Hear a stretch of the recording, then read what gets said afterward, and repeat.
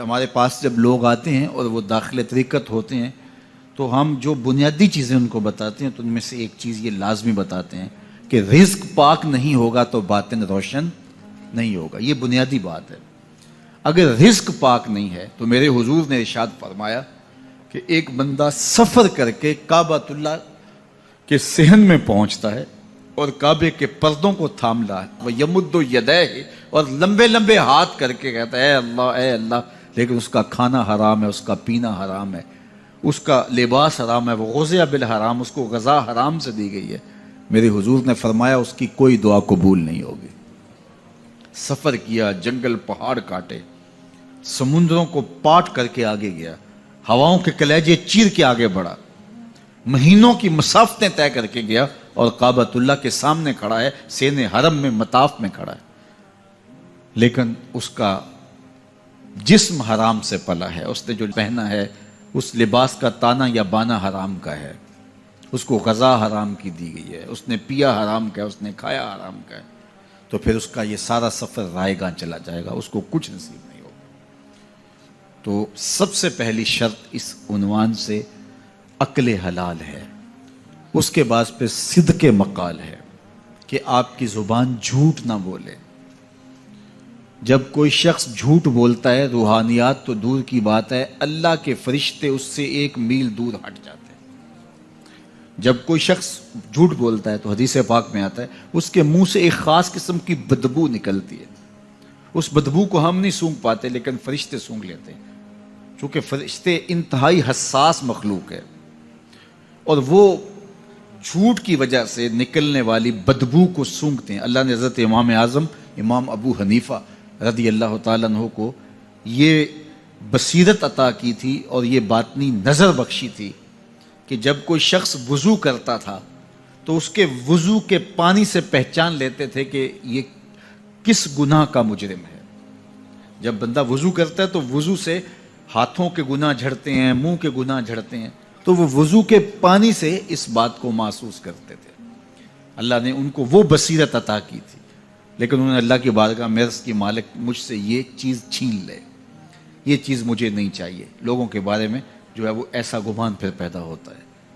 تو فرشتوں کو اللہ نے وہ حساس جو ہے وہ پاکیزہ وجود دیا, اور ان کی حس ایسی ہے کہ وہ بدبو جو انسان بولتا ہے اور لفظوں سے جو اثرات نکلتے ہیں وہ محسوس کرتے ہیں. تو جب کوئی شخص جھوٹ بولتا ہے تو اس کے جسم سے, اس کی زبان سے جھوٹ کے ساتھ بدبو نکلتی ہے. اللہ کے فرشتے 1 میل دور تک پیچھے ہٹ جاتے ہیں. تو مجھے بتائیے, جو شخص جھوٹ بولتا ہو کیا اسے کوئی روحانی مرتبہ مل سکتا ہے؟ یہ سوچا بھی نہیں جا سکتا, یہ امکانات سے ہی نہیں ہے. اللہ کے محبوب علیہ السلام سے پوچھا گیا کہ حضور کوئی مسلمان, کوئی مومن کیا بزدل ہو سکتا ہے؟ فرمایا نہیں, وہ بہادر ہوتا ہے, لیکن ہو سکتا ہے کبھی اس سے بزدلی بھی سرزد ہو جائے. انسانی کمزوری ہے, کبھی انسان بہت طاقت میں ہوتا ہے اور کبھی انسان کمزور بھی پڑ جاتا ہے. فرمایا ہو سکتا ہے کبھی اس سے ہو بھی جائے. پھر پوچھا کہ بخل کر سکتا ہے؟ فرمایا نہیں, مومن سخی ہوتا ہے لیکن ہو سکتا ہے کبھی اس سے بخل بھی ہو جائے.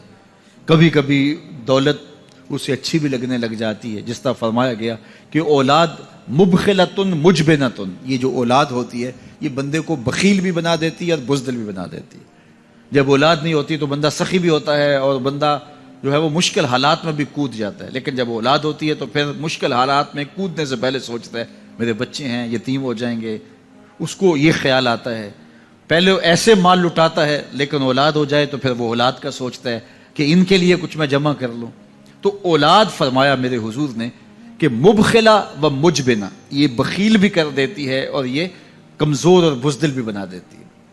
تو مومن ہوتا بہادر ہے لیکن ہو سکتا ہے کبھی اس سے بزدلی بھی ہو جائے. مومن سخی ہوتا ہے لیکن کبھی ہو سکتا ہے اس سے بخل بھی ہو جائے.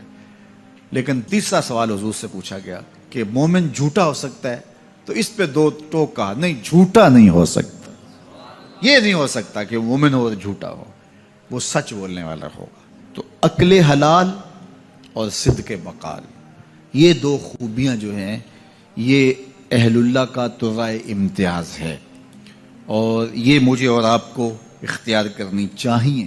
حضرت خلیل اللہ جب وادی غیر ذی زرع میں سیدہ ہاجرہ اور ان کے معصوم نونہال کو چھوڑ کر کے جانے لگے. ایسی وادی جہاں حیوانی وجود بھی نہیں تھا، نباتات بھی نہیں پائے جاتے تھے، پانی کا ایک قطرہ بھی دستیاب نہیں تھا.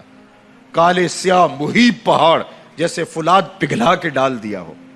وہ وادی جہاں دن کو بھی خوف آئے، وہاں حضرت ہاجرہ نے راتیں بھی گزاری. کتنا دردناک لمحہ تھا. جب سحری کا وقت ہوا، حضرت خلیل اللہ دعائیں دے کے رخصت ہونے لگے. حضرت ہاجرہ سلام اللہ نے آگے بڑھ کے اپنے شوہر نامدار کا دامن پکڑ لیا. تمسکت بِأَزْيَالِهِ، دامن پکڑ کے بولی، میرے شوہر نامدار، اس محیب وادی میں، اس پہاڑوں کے دامن میں جہاں دن کو بھی خوف آئے، نونہال معصوم کے ہمراہ مجھے چھوڑ کے کہاں جا رہے ہو؟ حضرت خلیل اللہ نے کوئی جواب نہیں دیا. پھر قدم اٹھایا تو زوجہ نے پھر دامن پکڑا، پھر وہی سوال، پھر کوئی جواب نہیں آیا. تیسری مرتبہ دامن پکڑا، خلیل اللہ کی جانب سے کوئی جواب نہیں آیا. تو خاتون خود بولی، کیا اللہ کا حکم تو نہیں؟ تو حضرت خلیل اللہ نے کہا، نعم، ہاں اسی کا حکم ہے. حضرت ہاجرہ نے دامن چھوڑ دیا، کہا جائیے، خیر سے جائیے، اگر اس کا حکم ہے وہ ہمیں ضائع نہیں ہونے دے گا. جہاں دن نہیں گزارے جا سکتے تھے، پھر اس خاتون نے وہاں راتیں بھی کاٹی. وہ وادی جس میں وحشت بھی قدم رکھتی تھی ڈر ڈر کے، جہاں پھرتے تھے آوارہ تھپیڑے بادے سر سر کے، جہاں پر گھاس اگتی ہے، جہاں نہ پھول کھلتے ہیں، مگر وہ سرزمین ہے آسماں بھی جھک کے ملتے ہیں. اپنی پاک باز بیوی اور نونہال بیٹے کو چھوڑ کے حضرت خلیل اللہ دعائیں دے کے رخصت ہو گئے. تھوڑا سا توشہ تھا، 2-1 دن کے بعد ختم ہو گیا. پھر ماں کی چھاتی سے دودھ بھی خشک ہو گیا. نونہال پیاس سے تڑپنے لگا. ماں تو پھر ماں ہوتی ہے، تڑپتی ہوئی ممتا کا دل بے قرار ہوا. ایک پتھر کے سائے میں معصوم اسماعیل علیہ السلام کو لٹایا اور پانی کی تلاش میں جبل صفا پہ چڑھی. اطراف میں آسمانوں کی طرف دیکھا، کہیں کوئی پرندے اڑتے دکھائی دیں اور پانی کا نشان ملے اور میں وہاں سے بیٹے کے لیے 2 بوند لے آؤں، لیکن کچھ دکھائی نہیں دیا. تا حد نظر پھیلا ہوا آسمان ہی آسمان ہے اور پہاڑی پہاڑ نیچے دکھائی دیتے ہیں. پھر مروہ پہ آئیں، درمیان میں نشیبی جگہ تھی، وہاں بیٹے کا من موہنا چہرہ دکھائی نہیں دیتا تھا. دوڑ کے گزری اور جا کے صفا پہ گھوم کے دیکھا، کچھ نظر نہیں آیا. ادھر بھی دیکھ لیا، ادھر بھی دیکھ لیا، لیکن ماں تھی. پھر دوبارہ صفا پہ آئی، صفا پہ دیکھا، کچھ دکھائی نہیں دیا. پھر تڑپ کے مروہ پہ آئیں، وہاں پھر دیکھا، کچھ دکھائی نہیں دیا. پھر صفا پہ آئی، کبھی صفا پہ کبھی مروہ پہ. تڑپتی ہوئی ماں کی ممتا، بے قرار دل.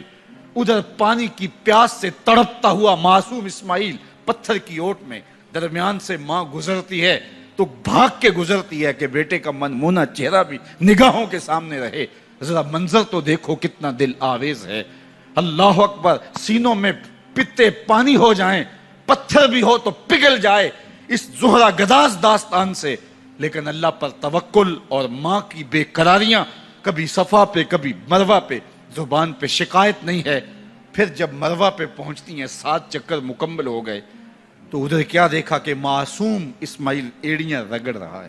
ماں کا دل ڈولنے لگا کہ بیٹا آخری لمحوں میں ہے. دوڑی کہ بیٹے کو جا کے اپنی چھاتی سے چمٹاؤں، ہو سکتا ہے 2 قطرے دودھ کے اس کی زندگی کی آس بندھا دیں.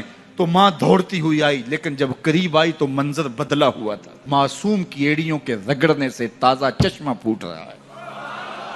پانی ہے کہ بے قابو ہونا چاہ رہا ہے. آگے بڑھی، جلدی جلدی مٹی کی منڈھیری کرتے ہوئے کہا، زم زم، رک جا رک جا. اللہ اکبر.